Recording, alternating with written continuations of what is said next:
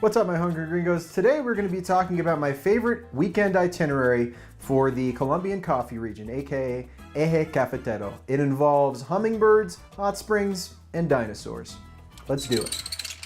If you like fun, funny videos that help you cook better, eat better, and live better, make sure to hit that subscribe button and the bell icon so you don't miss a single episode. So this week we're talking about my favorite itinerary in the coffee region near Pereira in Colombia. The coffee region is kind of big, but I like this specific section for reasons that we'll go into a little bit later. I live in Bogota, which can be a little bit polluted and crowded and loud and busy, so it's really nice to just kind of get away for the weekend in the coffee region. And in Colombia, we have these things called festivos, which are 3-day weekends, which there's like a ton of them. That's one of the great things about Colombia. There's so many awesome natural getaways that you can go to within a really short plane ride or drive from a major city. And people take advantage of this in Colombia all the time. That's why Bogota over a long weekend pretty much just completely empties out. It's like a ghost town. So we flew into Pereira and we head over to our hotel. And the first thing that hits you is the natural splendor of the coffee region, like immediately when you walk in. There are hummingbirds just chilling near the breakfast buffet. There's a parrot that will just come and chill with you and eat papaya off of your table if you want it to. Super cool, but don't talk to him because he's full of like right-wing conspiracy theories. Even the roof in the little cabin that I was staying in is alive. There's like stuff growing on it. And the roof didn't leak or anything like that, so it just looked really cool. So on Saturday morning, our first stop was Finca Don Manolo, which means Don Manolo's farm. I know, my Spanish is incredible. It's a nice little coffee farm that has tours in both English and Spanish. Going up the driveway, one of the first things you notice is that there's a ton of bamboo in coffee country. It's different than the bamboo in China, but still I'm pretty disappointed that there's no pandas. I implore you to use the hashtag pandas cafeteras to petition the Colombian government to bring pandas to the coffee region. Anyways, it's a family-run farm. The tours are small and intimate, don't involve a lot of walking, which is a big plus for me. And it really feels like a family farm. You can see where they hang up their laundry. There's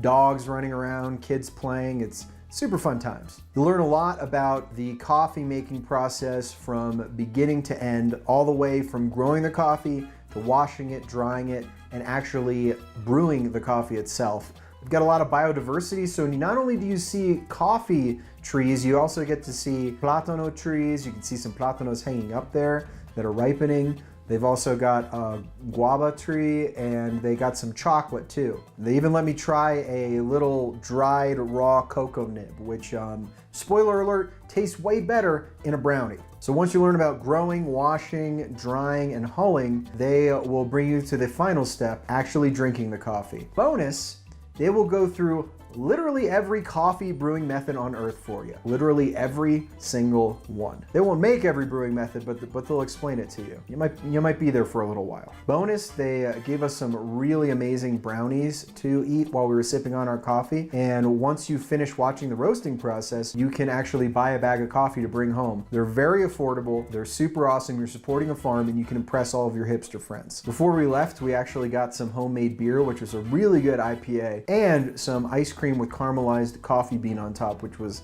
killer. Really nice people. It was sad to go, but onwards and upwards. So next thing you got to do is hit up some thermal springs. This is my speed, okay? I'm not a big hiker or anything like that. I like to drink some coffee and then go sit in a jacuzzi powered by a volcano. That is my ideal day on vacation. So due to a hiccup with our tour, we went to a different spring than we requested originally, but it was still super cool. We went to Santa Rosa instead of San Vicente. I don't think Santa Rosa was as good. If you're looking for a place with like a bar and food and stuff like that, Santa Rosa is great, but it's more of like a communal kind of feel, and San Vicente is a lot more private. However, they do serve beer at Santa Rosa, which is a plus, I guess. Santa Rosa, however, did have a way cooler waterfall than San Vicente, and they even had this cool little alcove you can sit and just like watch the waterfall go over your face. Lots of people in there doing unnecessary PDAs. Oh, that was the end of the first day. On to day 2. Okay, so this one is a must-do because it involves Colombia's national tree, which seems kind of uninteresting, but once you see it, it's truly a sight to behold. It's a hike through Valle de Cocora. My family's not really the most outdoorsy people in the world. We're Jewish. So we didn't do the full hike, which involves a butterfly sanctuary. It's about 6 hours long, not really our speed, but I heard it's really great. So instead we took a quick little hike near a quebrada, which is this nice little brook, lots of nature, really green, really beautiful, but that is not the main attraction. So the real main attraction here are the wax palms. These things are huge. They are an incredible sight to behold. They're called wax palms because the natives used to climb them and use the berries to make wax. It's really hard to capture the essence of them on camera, but let me put it this way. Whenever I see them, like the Jurassic Park theme song plays in my head. It's in this amazing misty valley. If you go on the right day, it's like really secluded. These things are huge. They're beautiful and they make a great Facebook profile picture. The forest is on private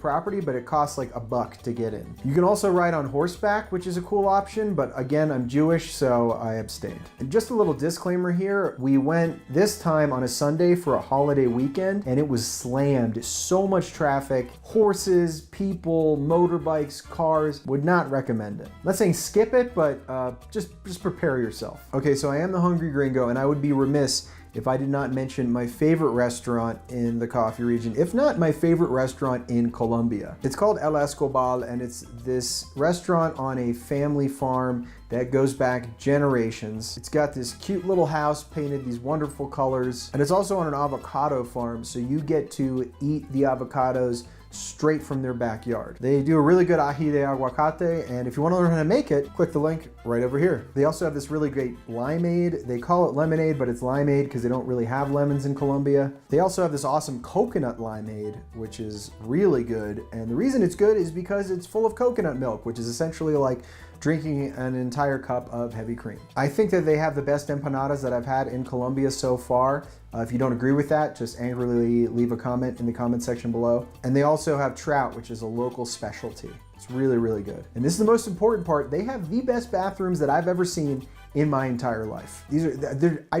I think about these bathrooms, okay? That's how much I like them. On top of that, they got a really, really good coffee program with any brewing method that you could possibly imagine. This place, just heaven on earth. So next up is Salento, which is this cute little town. If you need a tchotchke or a gift for someone to bring back from Colombia, this is the place to get it. You can get little Colombian trinkets, handcrafted goods, bags, stuff like that for like 1/3 of the price that you would get at El Dorado Airport in Bogota. It also has this really nice lookout point with really great views of the valley. You can walk down this huge set of stairs from the top of the town and go into the village proper, which has tons of really cool stores where you can get those tchotchkes, and also tons of varieties of arequipe, which is Colombian dulce de leche. Not only is the coffee region known for its coffee, it's also known for its dairy. In places that are too high and too cold for coffee, they raise cows, and the milk there is just killer. You're also going to see a lot of Jeeps around there because it's this really iconic car for the region. They used to transport coffee on donkeys,